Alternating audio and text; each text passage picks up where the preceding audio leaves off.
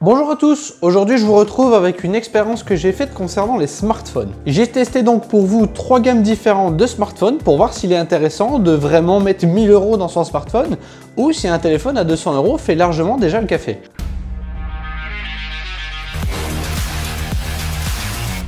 En l'occurrence, nous allons comparer le Redmi 9, le Redmi Note 11S et le Samsung Galaxy S21 Ultra. Mon téléphone m'a coûté 150 € il y a à peu près 1 an et demi maintenant.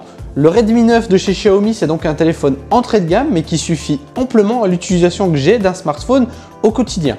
Il n'est pas forcément conçu pour faire des super photos ou pouvoir jouer aux derniers jeux mobiles qui sortent dans la meilleure qualité possible, mais j'ai pas besoin de tout ça. Tout ce que j'en fais, c'est regarder des vidéos, répondre à mes messages, aller sur les réseaux sociaux, et pour ça, il fonctionne parfaitement. J'ai 64 Go de stockage en interne et 4 Go RAM. C'est ce qu'on retrouvait habituellement sur les téléphones moyenne de gamme d'il y a quelques années. Pour ce test, du coup, je suis passé sur le Xiaomi Redmi Note 11S, qui vont aux alentours de 250 €. Celui-ci comporte 128 Go de stockage et 6 Go de mémoire vive. L'écran est également AMOLED et dispose d'un taux de rafraîchissement de 90 Hz, ce qui rend l'affichage plus fluide à l'utilisation. Je vais vous mettre un exemple que j'ai pris sur le site Les Numériques.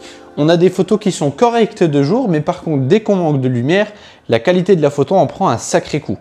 De même, sur le capteur ultra large, pour prendre des photos avec un angle plus large, la qualité est ok, mais dès qu'on manque de lumière, on perd énormément sur la définition de l'image. L'avantage pour moi du Redmi 11S, c'est son prix abordable. Cela le rend beaucoup plus accessible pour les utilisateurs qui recherchent un matériel fiable pour une utilisation classique sans devoir dépenser trop d'argent. Si vous aimez vraiment prendre de très belles photos ou que vous avez envie de jouer à des jeux vidéo qui demandent énormément de puissance sur votre téléphone, cette gamme de téléphones malheureusement risque de pas vous convenir. Passons maintenant au Samsung S21 Ultra. Celui-ci en l'occurrence, c'est celui de mon collègue. Je lui ai échangé le Redmi Note 11S pendant un mois afin qu'on ait un retour d'expérience chacun avec un changement de gamme. Mon collègue, c'est quelqu'un qui a l'habitude des téléphones autour de 900 000 € et moi qui ai l'habitude des téléphones autour de 200 €.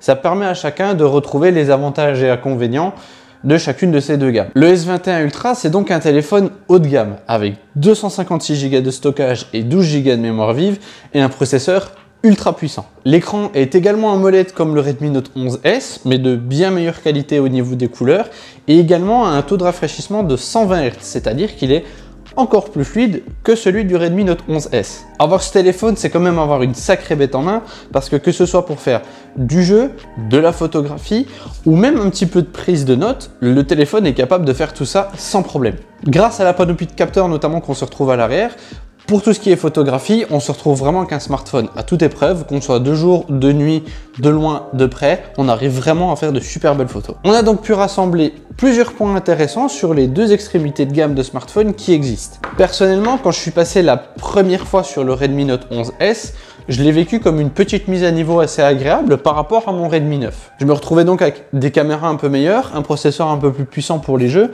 un affichage plus joli, mais mon ancien smartphone ne me manquait pas forcément. Ensuite, je suis passé sur le S21 Ultra, une très grosse mise à niveau quand même pour moi. Je me suis retrouvé à faire beaucoup plus de photos avec le téléphone et jouer également à des jeux auxquels je ne jouais pas avant parce que mon téléphone n'était pas assez puissant pour y jouer. Mais cependant, quand je suis revenu sur mon téléphone un mois après, ça ne m'a pas forcément manqué. Par contre, pour mon collègue, ça a été tout le contraire. C'est quelqu'un qui prend énormément de photos, notamment des animaux qu'il a chez lui à la maison, et qui joue énormément sur son téléphone. Il l'utilise également longtemps en journée dans les transports en commun pour pouvoir consommer du contenu audio et vidéo durant les trajets. Bien qu'il pouvait tout à fait se servir correctement du Redmi Note 11S, la qualité des photos et la puissance du téléphone pour pouvoir jouer aux jeux auxquels il aimait jouer, ça lui manquait tout de même. Si je n'avais pas le choix et que je devais partir sur cette gamme de smartphones pour remplacer le mien, je m'y ferais. Par contre, dès que je pourrais retourner sur la gamme à laquelle je suis habitué, je le ferai sans hésiter. Cela nous a permis au final de tirer une conclusion très simple. La gamme que vous allez choisir dans votre smartphone, un petit peu comme celle qu'on a discuté avec les processeurs dans une précédente vidéo, va correspondre à votre besoin. Besoin d'un téléphone simplement pour appeler, textoter, faire un petit peu de réseaux sociaux, regarder YouTube de temps en temps. La gamme comme le Redmi Note 11 autour des 200 € pourra correspondre parfaitement à ce que vous recherchez.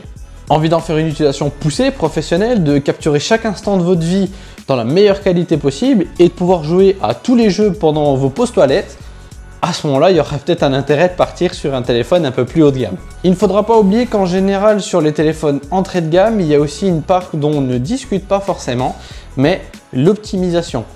Les affichages, les menus, tout ça sont bien plus étudiés sur les téléphones haut de gamme et sont souvent bien plus intuitifs que sur les téléphones entrée de gamme.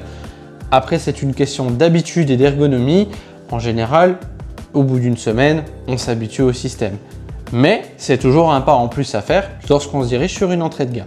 Voilà, donc c'est tout pour cette vidéo. Si jamais vous êtes intéressé par le Redmi Note 11S, je vais vous mettre son lien dans la description. Je vais également vous mettre le lien de notre catalogue de smartphones afin que vous puissiez regarder si jamais vous êtes à la recherche d'un nouveau smartphone pour Noël par exemple. Je vous remercie de votre soutien. Je vous invite donc à cliquer sur le bouton s'abonner pour ne pas rater les prochaines vidéos. Moi, je vais retourner travailler. Je vous souhaite de passer une très bonne journée et je vous dis à très bientôt en boutique.